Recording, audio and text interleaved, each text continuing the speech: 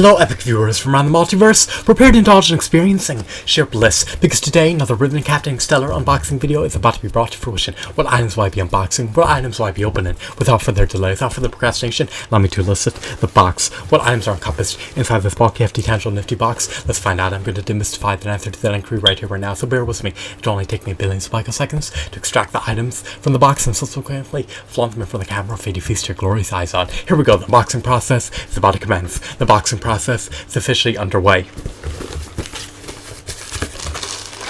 Alrighty, what do we have? What's in the box? Well, the box is not devoid of its contents, so it can be relegated to the trash. It can be consigned to the trash. The inquiry is, what do we have inside the envelope? Let's find out. We have 3 figurines. These are Marvel Legends figurines. Personally, they're obscured by bubble wrap. They're engulfed in bubble wrap, so we're going to render them transparent for you to feast your glorious eyes on.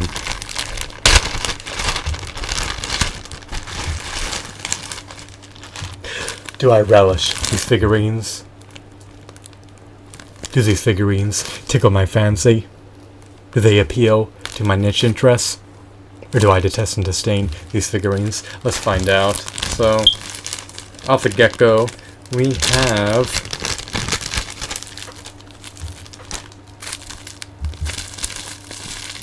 the Wolverine from Marvel Legends Series 15. He's from the Giant Man wave. He was churned out by Toy Biz shortly before they became defunct. So, he has nostalgic value. He's eminently old. Not as old as me, but old nonetheless.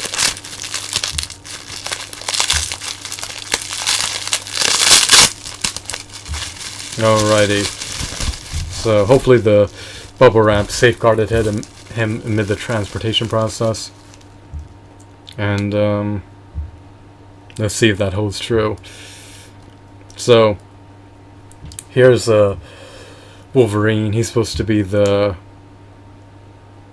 Age of Apocalypse depiction of Wolverine, I believe. I'm not sure. You can verify that for yourself. You can verify everything for yourself.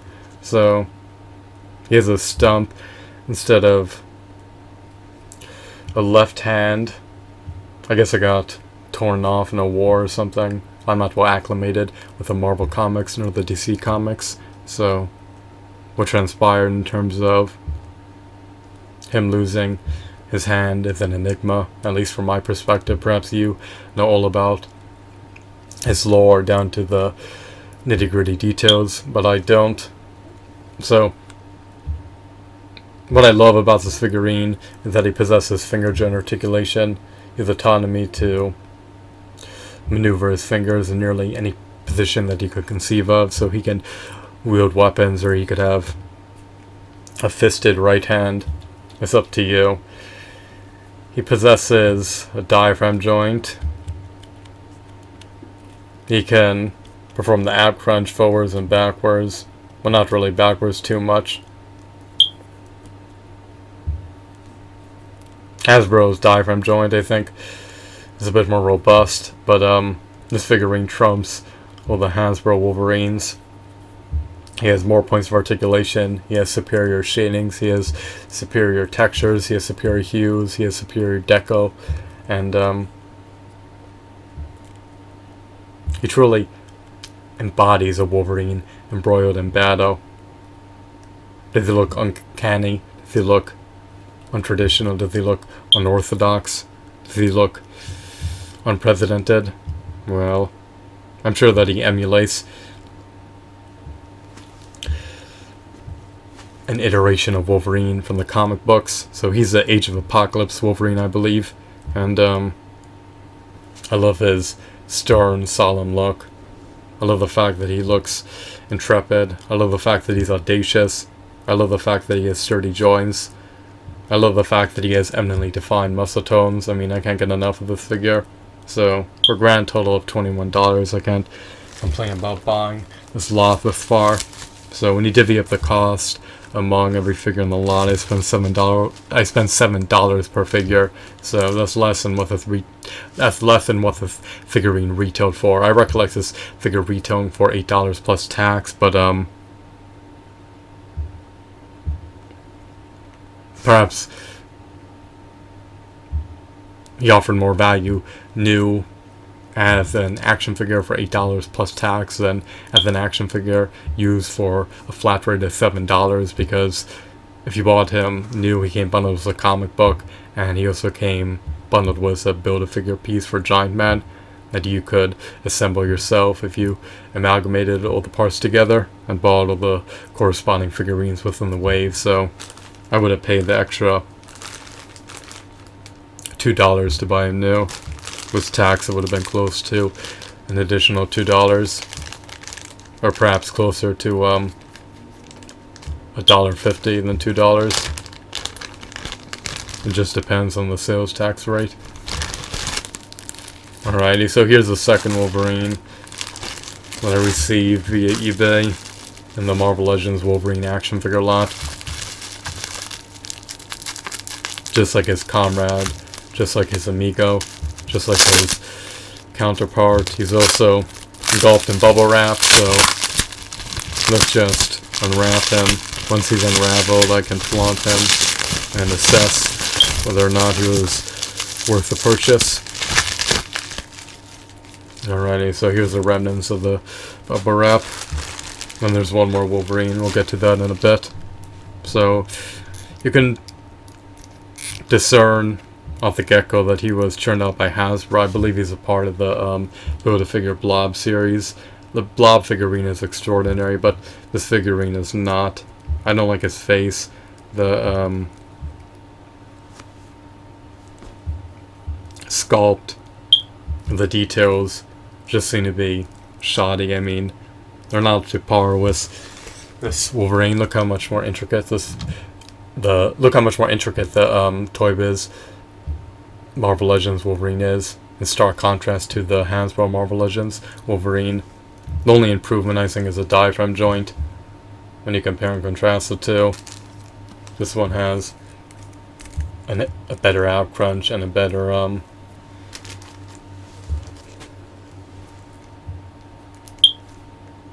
diaphragm joint. He has more latitude for leaning back and sustaining the position. The other one just regresses to his former position when you try to lean him back.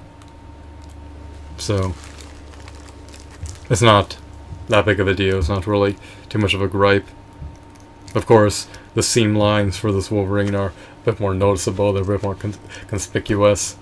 So that's like a trade-off with having a diaphragm joint.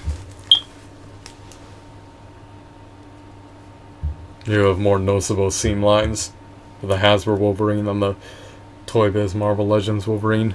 At least that's my opinion or my perspective. But yours may be disparate from mine. Perhaps they don't bother you too much. But they are somewhat obscured. They are somewhat obscured by the black paint, so it's not as dire as you may perceive that I'm making it out to be. So he has two claws protruding out. They can't be retracted. He lacks a modicum of finger joint articulation. He lacks any semblance of finger joint articulation. The wrists are hinged, so he can move his wrists backwards and forwards. It could be oriented inwards or outwards.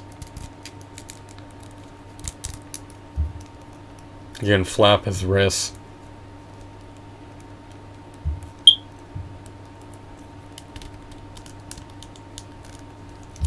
I think that he could have used more shadings. I think that he could have used more paint washes. What else? It's arduous to tell if he had any meritorious paint washes. I'm not a painter, but the painting just looks relatively shoddy and cheap in stark contrast to the Toy Biz Marvel Legends Wolverine. This painting seems to be shinier. It seems as though it gives off more of a metallic look rather than this paint application, which looks more bland and generic. So I don't like the fact that he lacks an ankle pivot. At least knees are double jointed, but I just think that his face looks egregious and abysmal. It doesn't really look intimidating. It just looks cheap and unappealing. And when you factor in his flaws, you come to the conclusion that he doesn't warrant a $7 price tag. However, I only paid $4 more to receive him. To get the other 2 figurines as a standalone lot would have costed me $4 less, but for $4 I conceded to buying him, even though I knew that he wasn't the utmost best Wolverine. So he's not the quintessential version of Wolverine, but I guess he's okay for a $4 figurine. You can leverage him for a custom, I suppose. The hair on his biceps, the grittiness of his biceps, the flesh tone is not very appealing. He looks too pale. His biceps seem to be hairy. They have this grittiness. I mean, I'm not sure what that's supposed to represent. Kind of looks like Sut, but it's just not my preference.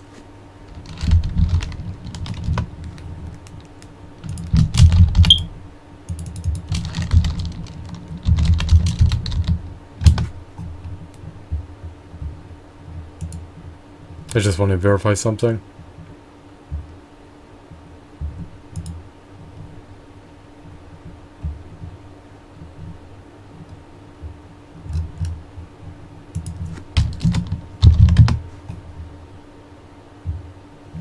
Give me one brief moment.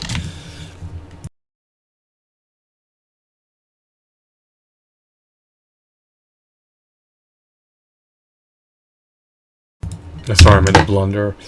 I meant to say that kind of looks like Suit. I thought Sut was pronounced Sut, but I think it's pronounced Suit. Looks like Suit.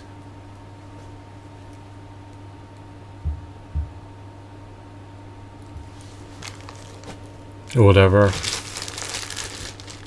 I haven't heard that word in a while. I just wanted to hear how it was pronounced. But let's get to the final figurine before I collapse. So here's the final figurine within the lot, within the assortment. This is a variant of the Age of Apocalypse Wolverine, and I'm pleased that they're relatively unscathed.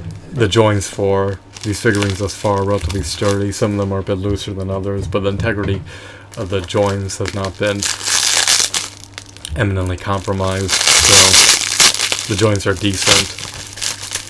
And I usually don't buy variants. I don't have the monetary means to do so, but in this case I made an exception. I love Wolverine. He's one of my favorite characters, and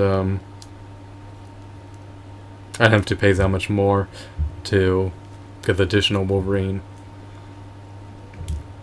If I bought the Age of Apocalypse Wolverine as a standalone figure, he probably would have cost me at least $11, but to pay $6 more and get this figurine, I can't complain or can't really go wrong. So he has an ankle pivot.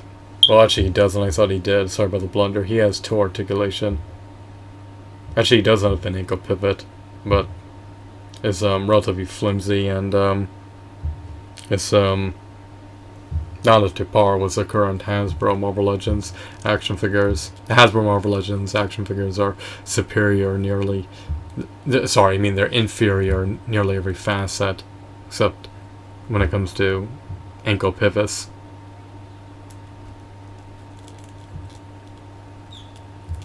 And in stark contrast to the other Wolverine figurine, he actually has 2 sets of adamantium claws, which in essence are just plastic. They're supposed to represent his adamantium claws. And the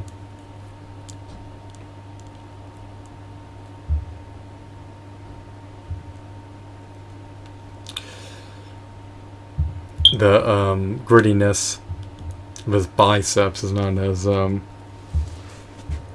appalling as the grittiness of this character's biceps. So I just think that this Wolverine figurine is extraordinary. He has ample points of articulation. He likely has anywhere from 30 to 40 points of articulation. Probably closer to 32. He looks like he's distraught and agitated and infuriated and imbued with rage. He looks like he's discontent. He possesses double-jointed elbows and double-jointed knees. He can rotate his thighs. He can rotate his calves. He can rotate his forearms. His forearms and biceps rotate in tandem with one another. So he pretty much has articulation on the key points. Of course, he can rotate his head. His head is relegated to a ball joint. So there's latitude for articulation in nearly every joint. He possesses finger joint articulation, and you truly can't go wrong purchasing him for under $10.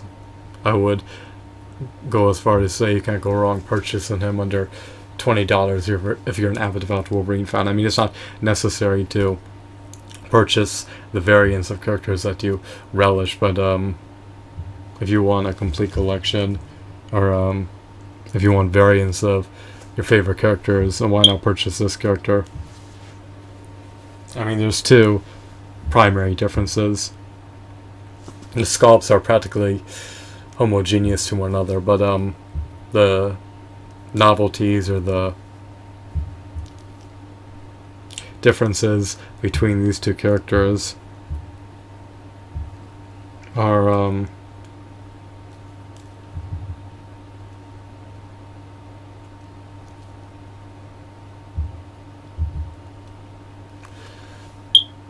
the facial sculpts.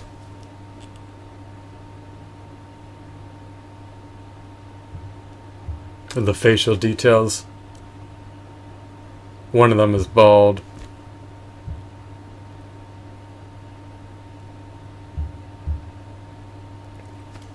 His face is marred with scars.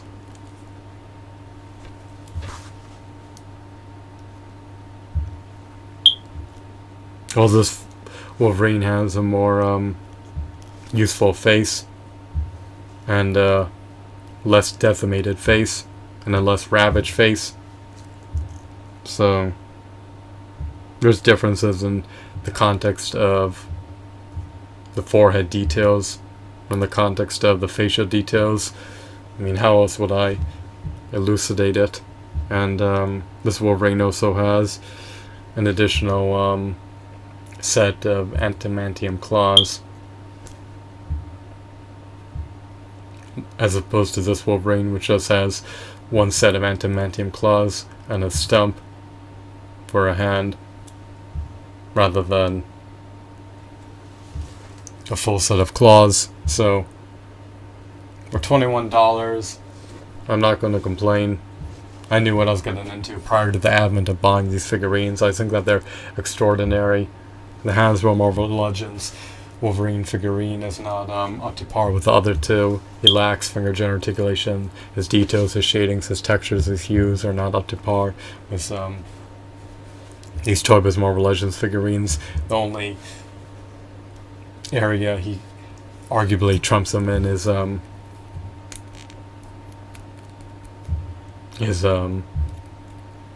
torso articulation. In terms of his diaphragm joint is superior. He could perform the ab crunch. He could also lean back more easily than these other figurines.